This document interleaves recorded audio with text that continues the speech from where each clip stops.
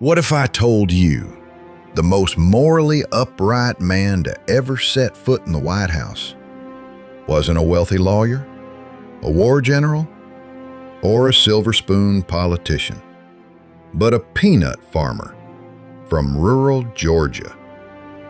Jimmy Carter wasn't born with a political crown. He didn't come from the Ivy League elite or a DC power family. In fact, the 39th President of the United States spent his early life waking up before sunrise, working with his hands, and selling peanuts on the side of a dusty road. But decades later, that same man was signing global peace deals, challenging the oil giants, and walking through the White House with a quiet, unwavering sense of integrity that left even his fiercest critics stunned. He wasn't loud, he wasn't flashy, and he didn't chase headlines. But he may just be the most underrated president in American history. And today, we're diving deep into the remarkable journey of how Jimmy Carter went from tiny town unknown to leader of the free world. James Earl Carter Jr. was born in 1924 in a town called Plains, population just over 600. His childhood was simple, but tough. They didn't have running water until he was a teenager, and electricity came even later. His father, a strict but respected businessman, taught him discipline. His mother, Lillian, was a trailblazing nurse who served African-American families in the segregated South without a second thought, and instilled a radical sense of fairness in young Jimmy. From the start, Carter was different, a bookworm, a thinker, and a doer. He wasn't loud in school, but he was sharp, ranking high academically, especially in science and math. When World War II broke out, Carter saw a way out of the peanut fields and into something bigger. He joined the U.S. Naval Academy in Annapolis and later became a submarine officer, one of the most demanding roles in the military at the time.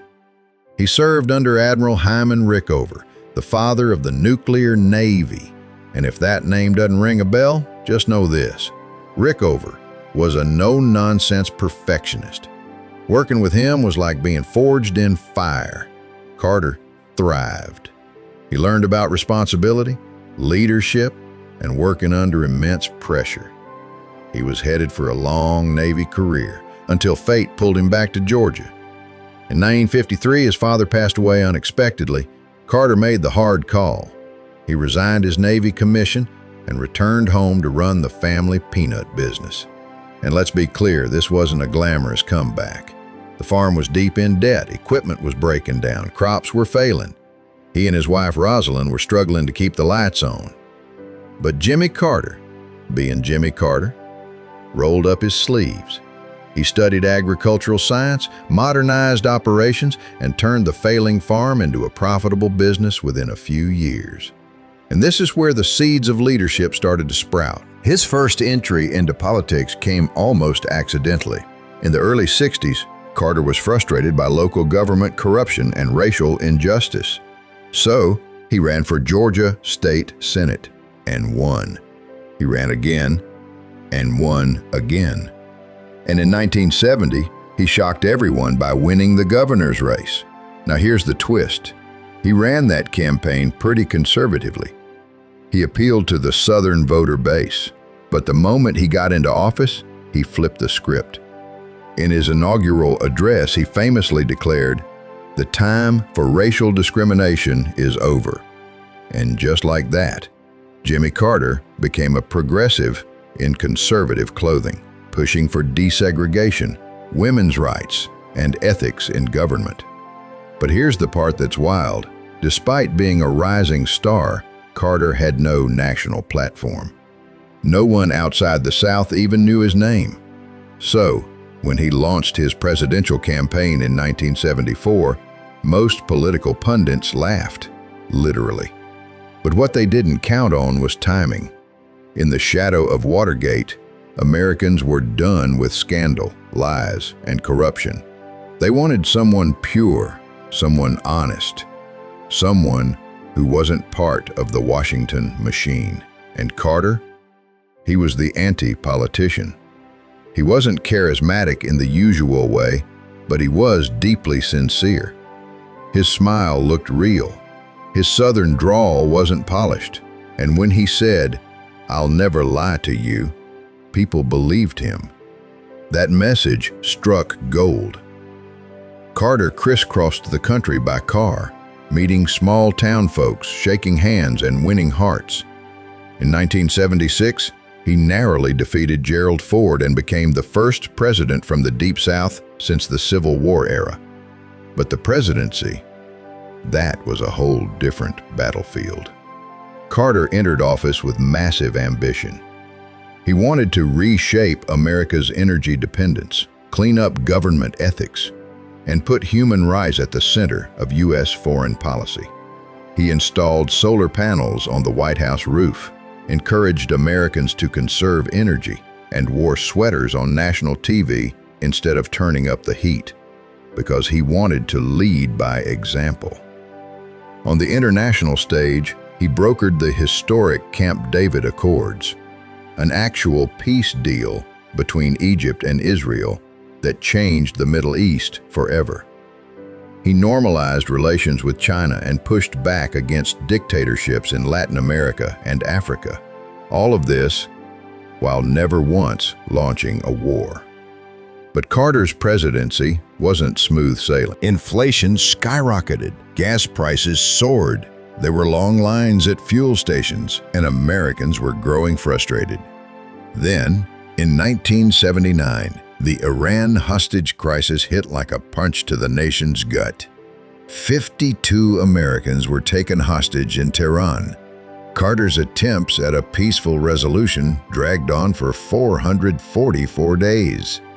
The media was merciless. Late-night shows mocked his every move. The image of a weak president started to settle in people's minds. And then came Ronald Reagan. In 1980, Reagan's charisma and promises of American resurgence steamrolled Carter's re-election bid. Carter lost in a landslide. The hostages were released literally minutes after Reagan was sworn in, adding insult to injury. It was a brutal political exit. But Jimmy Carter? He didn't sulk. He didn't disappear into million-dollar book deals or luxury boardrooms. Instead, he rolled up his sleeves again, just like he did back in Plains. He founded the Carter Center, fought for democracy worldwide, monitored over 100 elections in 39 countries, and traveled to the most dangerous corners of the planet to advocate for human rights and disease eradication. He helped nearly wipe out guinea worm disease. He personally built homes through Habitat for Humanity. He wrote dozens of books, taught Sunday school into his 90s, and remained a moral compass even as American politics became louder, nastier, and more toxic. And in 2002, he won the Nobel Peace Prize, not for something he did in office, but for what he continued to do after. So here's a question. If we measured presidents not just by their 4 years in power, but by the full weight of their impact on the world, would Carter rank higher on the list? Drop your thoughts in the comments below, because I guarantee this debate is far from over. The thing about Jimmy Carter is he was never in it for the glory. He didn't want to be the loudest guy in the room. He wanted to do the right thing, even when it cost him politically. And in today's world, where politics often feels like theater, that kind of integrity almost feels radical. Was he a perfect president? No. Was his presidency plagued by economic troubles? Absolutely. But the man might be the best example of what happens when a leader serves the people, not the polls. And maybe that's the reason why. Even at over 90 years old, Carter remains one of the most admired public figures in the country. Not for how he governed, but for how he lived. So what did we really learn from Jimmy Carter? We learned that true leadership isn't always loud. Sometimes it's quiet conviction, slow progress, and a refusal to compromise your values even when it's politically inconvenient. We learned that losing an election doesn't mean you failed your country. And we learned that a peanut farmer from Georgia can do more for global peace and human rights than some leaders ever do in office. Carter showed us that the story doesn't end when you leave the White House. In fact, for some, it's only the beginning. And if you think that's impressive, wait till you hear about Ronald Reagan's early years. Before he became America's Gipper, Reagan spent his youth saving lives as a lifeguard on the Illinois River. No joke, he pulled 77 people from drowning before ever stepping in front of a camera, and that's just the start. Want to know how Reagan went from rescuing swimmers to starring in Hollywood films and eventually winning the Oval Office? Then don't miss our next video, Reagan from Lifeguard to Leading Man. Click it now because, trust me, it's got twist, grit, and a whole lot of old school charm.